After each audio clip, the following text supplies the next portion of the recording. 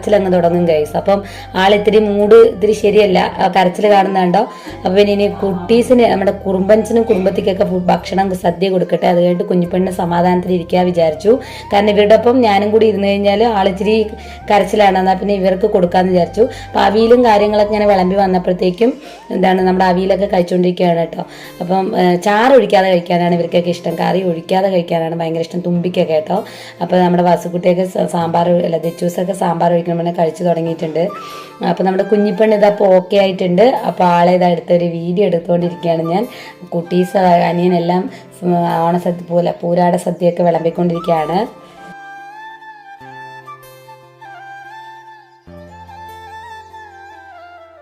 ഇതാണ് നമ്മുടെ പൂരാട സദ്യ.